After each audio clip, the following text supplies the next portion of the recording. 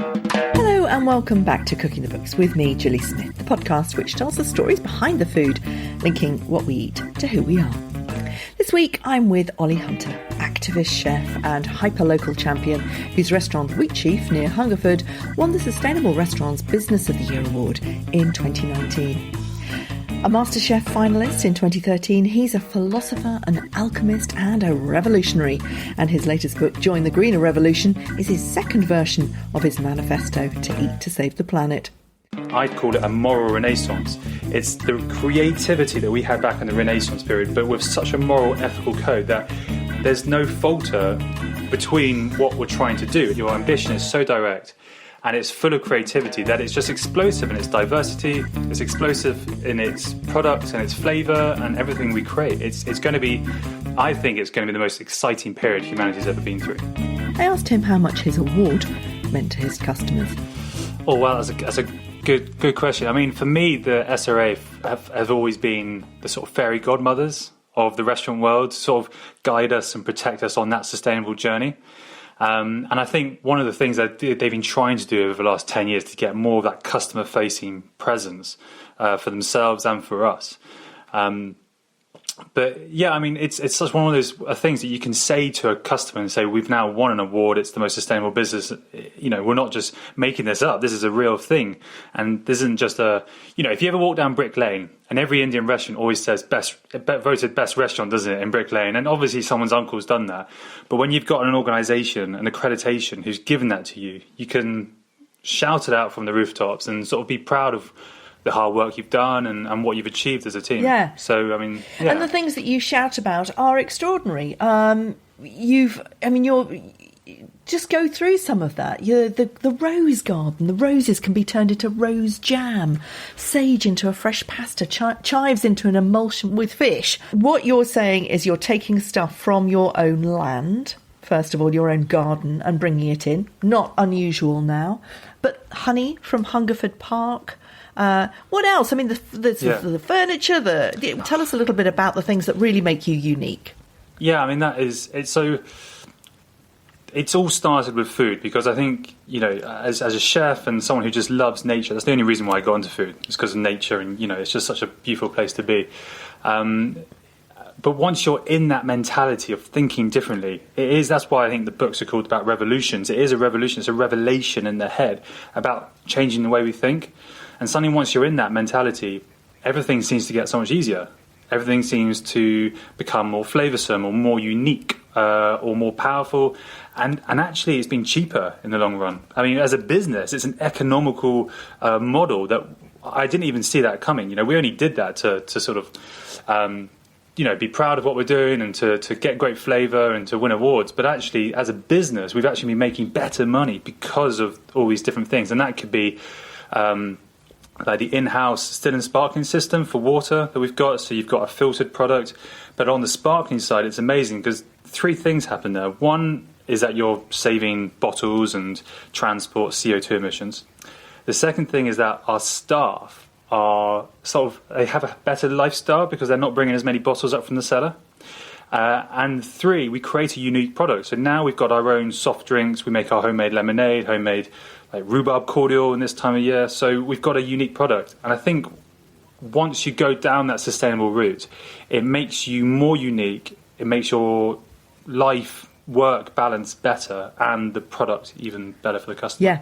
Yeah. Importantly, you've got a lot of produce on the menu that is organic. It's never going to be 100%. That's almost impossible, isn't it? But, very often you go to a pub and you see, local produce, local seasonal produce, and there's a lot of greenwashing, and it's very difficult to really kind of be completely sure that they're telling the truth. With yours, it's a wraparound philosophy. But how hard is it to get as much organic produce as you possibly can? What are the issues facing publicans? Yeah, so part of that whole journey is just curiosity. And I think most organic producers are just really good at making organic produce. They don't do the marketing. They're not very good at the selling bit because, they're just really good at being on the land and creating the produce. So it was all about me having to go out there and find them. And once you're in that circle, they all sort of tend to stick together anyway, so they talk quite well. So once you're in there, then you can start you open up Pandora's box and finding all the little other producers. I think sometimes it's about that commitment. It's a different way of thinking. So for me in the food world, I've had to buy better, which, okay, is a little bit more expensive, but because I'm getting straight from a farm, it's a lady called Sonia, Coles Hill Organics, I'm getting all the produce, so I won't just get the leek, the white bits. I'll get the leek ends and everything. I'll get the carrots and the carrot tops and the beetroot tops. And because I'm using all that produce, I'm cooking zero waste. I can afford organic. This is the sort of the big revelation that we've had, is that you have to change everything about the business in order to make that commitment to organic produce. I guess another phrase we use is sort of less is more. And I think when a produce or when a product has flavour because it's been grown beautifully and it's been kept in that environment that makes it taste so much better, as a chef, I don't have to do as much to it to make the food taste good. For example, let's say I'm making carrot soup. Most chefs will probably be taking a load of carrots, put some chicken stock into it to make it taste good. Whereas actually all I need is carrots because the carrot tastes so good in the first place. And they really do, because the soil is giving so much flavour, isn't it? That's the difference with organic produce. So this is the big thing that I think is so exciting, is that we're all connected and everything is connected. So the only way to make our lives better and ourselves better, more nutritionally, more health, in health terms and everything, is to make the soil better, and the soil will affect us. And everything is all entwined. That's what's so beautiful about nature, and one of the things we've lost about our harmony of how we live. The soil is, and there's so much science is coming out at the moment about how important soil is in the world. I just totally believe in organic. And then another word is regenerative agriculture. It's a really big word at the moment, and it's true because we do need these accreditations to help us understand what's right and what's wrong. But at the same time, sustainability is such an open question, and there are so many. It's so unique to each piece of land. So I think regenerative agriculture is a great word to use in terms of that sustainable movement forward. Yeah, and it means that we can get on with eating well while people are going through the Soil Association very, very heavy-duty certification process. Regenerative agriculture means that it's happening now. It's a sort of much more sort of sustainable philosophy, isn't it? It doesn't need the certification that Soil Association produce has to have. No, not at all. It's It encounters everything. It sort of completely goes into every way of life. And I think sometimes we create too many regulations that hold us back. And I think as an artist, when you get given rules, that's quite hard to go, I'm going to break those rules. Because this is what I know of my expression, this is my lands. And so how can I be confined by that? So there is that balance between, yes, organic is saying absolutely the right things, but the farmer will really know what's best for their land. I think that regenerative agriculture movement forward is allowing farmers to take control back again of what they know is best, and just to listen and to express what's there in front of them. Yeah, I really love that phrase, shake the hand that feeds, for customers to go and meet the farmers or the producers, the growers who actually make their food, and talk to them about it. So it's no longer looking at if something is certified organic by the Soil Association, but actually understanding where it comes from and the philosophy behind it. And your book is very much about philosophy, isn't it? You go way beyond the food. And, it is about joining the dots, isn't it? It is a proper green revolution. It goes down to the recycling of your furniture. It goes to, what you clean your pub with. Why did you decide to take that approach? Why is it so important to push that message out to the people who are interested in your food? As I was sort of saying earlier, everything is connected. We are all connected to everything. It's a sort of in terms of matter, but also on a quantum energy level. It's just everywhere. It's on a physics level. In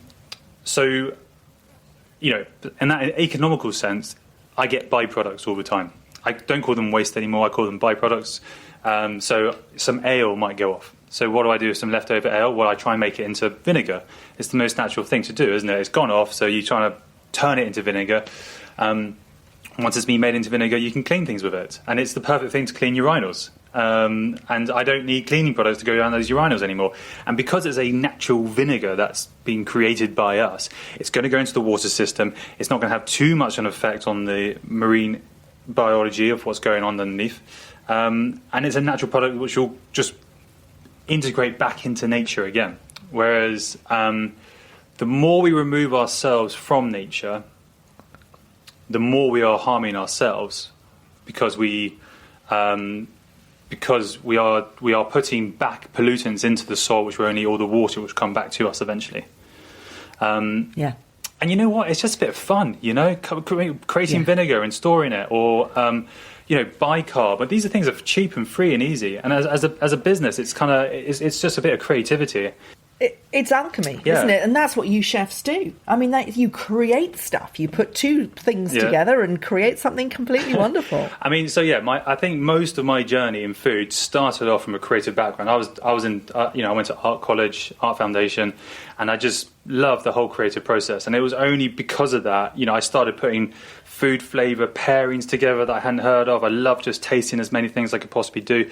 So that whole curiosity of what I can create just stirs on and spurs me on to do as much as I possibly can. I think there's a line in the book that says, we're not defined by what we consume, but what we create. And I think that's a really great way to sort of look at life, just to say, we're not consumers, we are creators. And I've been trying to sort of coin this phrase for a while, that in my head, we're not consumers of energy, like we're consumers of marketing or fashion or whatever.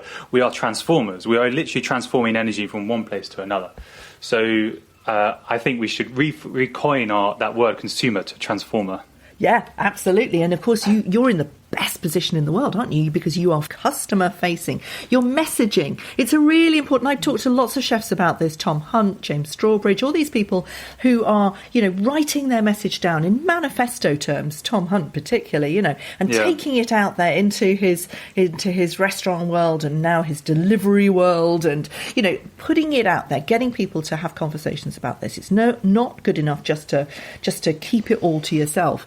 And you talk. I love the stuff that you're talking about in the book.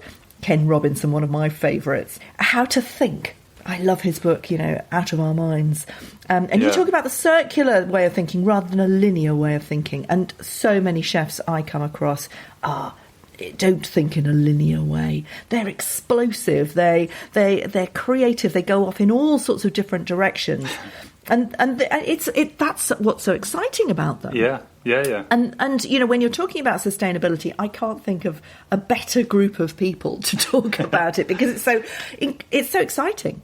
I said in the first book, I think we are at the start of the movement. This is one of those things we look back on, and as humanity in 200, 300, 500 years' time, we do history lessons about this moment when suddenly we moved away from that inevitable end of disaster, which is the way we're heading, to suddenly a transformative revolution where we become a whole new species in a way, but because we've got to completely lift ourselves above our egos and our sort of consumerism to get beyond that, to suddenly see the potentials of what sustainability can do for us. And it is, I'd call it a moral renaissance.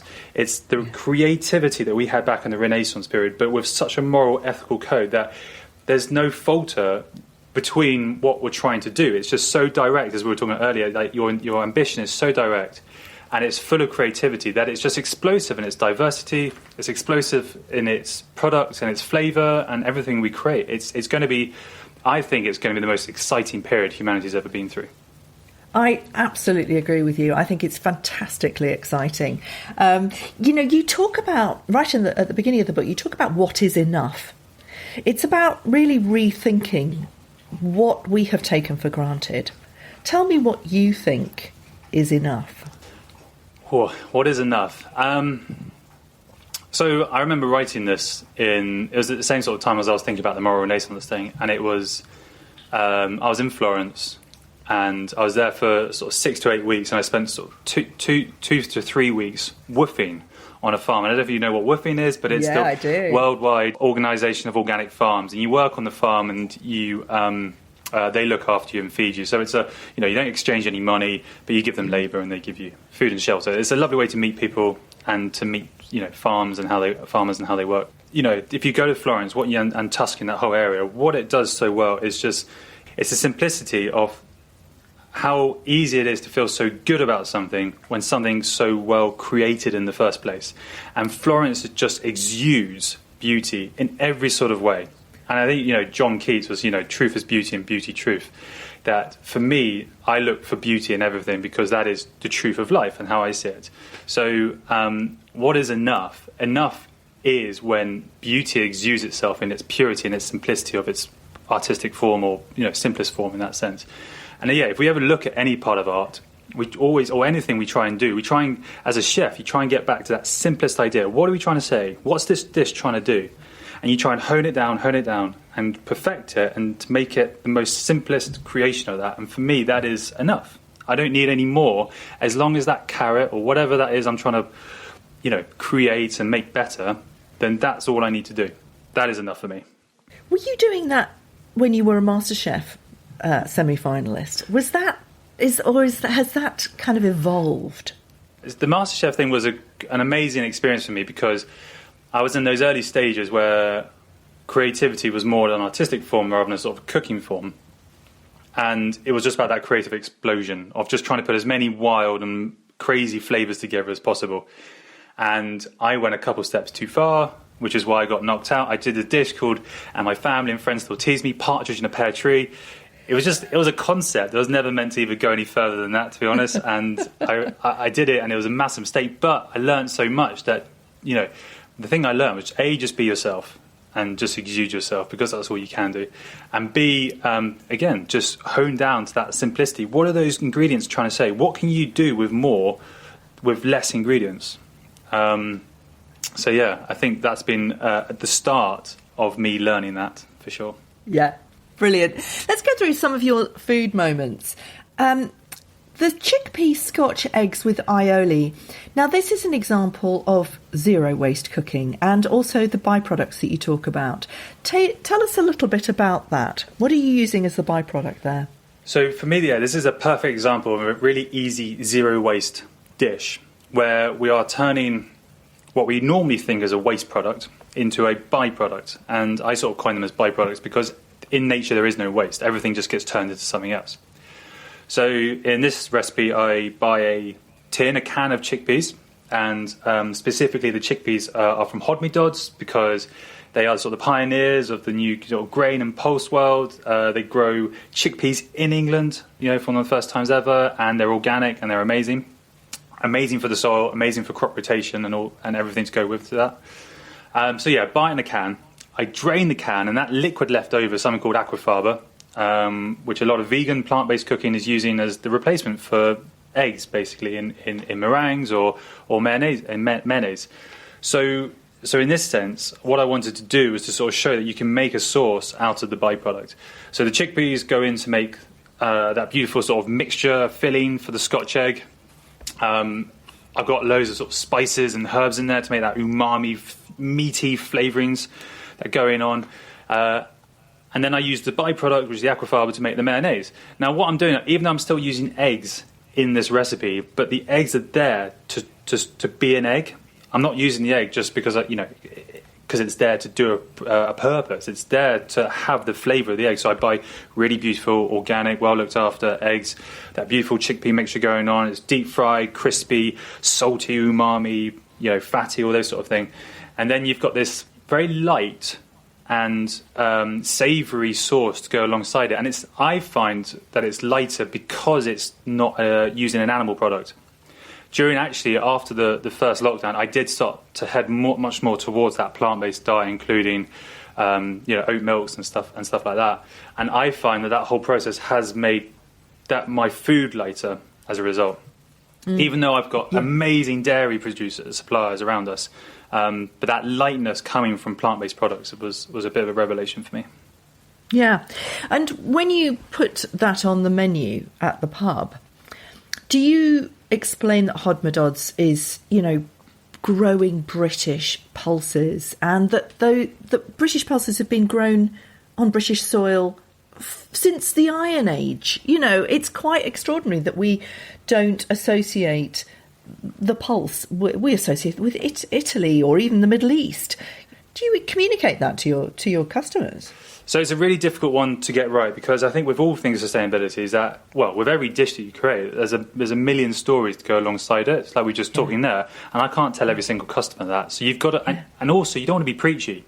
You don't want them to come into the pub feeling, God, hang on, what's the lecture going to be this time?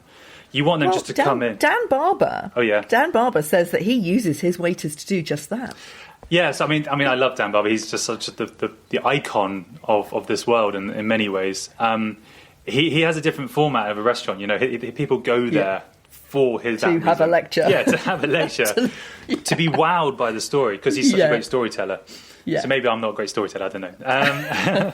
But So I mean, you know, and at the end of the day, we run a pub, so we've got to be a pub, which is the every person's place to go and eat and drink. They don't want to be too overwhelmed by the history or the story of the food. So we have to get it over in like little ways, and it might be just a little wording on the menu saying English chickpea Scotch egg, or the waiter just going, oh, these are from Norfolk, or by the way, the aioli was made using the byproduct. And I think it's about that curiosity and opening the conversation in a very fun, friendly way, which I think this movement needs to do, away from that preachy world, which maybe it has been for the last 10 years. Yeah. There's nothing worse than waiters coming in interrupting your conversation again with another amazing fact that you really didn't need to know. Your second food moment. You grow your own cannellini beans. That's quite new for you, isn't it? That's your second food moment. It's my second food moment. So, once I had we set up the restaurant and the pub and everything was going well, I could step out of the kitchen a little bit more and focus more on what was happening around the garden. And I just love getting my hands dirty. It's like that whole creative process in the kitchen, soil, everything. So, planting was a massive thing for me. And we started growing, I guess, easier things to begin with. And they were like broad beans, strawberries, cannellini beans, potatoes, beetroot, chard, that sort of thing. Kind of easy. So anyway, cannellini beans into the soil. 4 months later, up they come. They come up and up they shoot all the way up. They look beautiful. They add architecture to the garden, and people can go, oh yeah, I can see what you're trying to do here. So and they are very bountiful in their products. They're very tall. So actually, most people can grow them on any sort of size garden in a pot. I mean, my grandmother used to just have pots everywhere of just beans all over the place. Beans. So cannellini beans, up they go. And I remember picking them, and I took them back in, and I thought, what are we going to do with these? Come up with this dish. What's the dish? And I did the cannellini beans in this very traditional Tuscan stew, and I roasted off an aubergine and put it on top. And it just, even though the flavours probably did work, it just looked at it and I thought, that's not right. I'm taking away from the bean here. What I've done here is to grow the beans myself, beautifully, and make this sort of amazing Tuscan deep umami stew, and now I put an aubergine on top. It's sort of taken away from that beauty of that whole story. So I took the aubergine off, just a little bit of oil, and it was genuinely one of the most amazing things I've ever had. It was I still do go to Italy a lot, and I love Italy. I spent a lot of time in Puglia, which is that heel of Italy, and again, one of my favourite restaurants ever is there. A guy called Pietrozito. It's Antici Sapori is the restaurant, and he's the farmer as well as the cook. And he says that he owes everything to the land. His food is the land, and that's the whole point. Is everything's connected.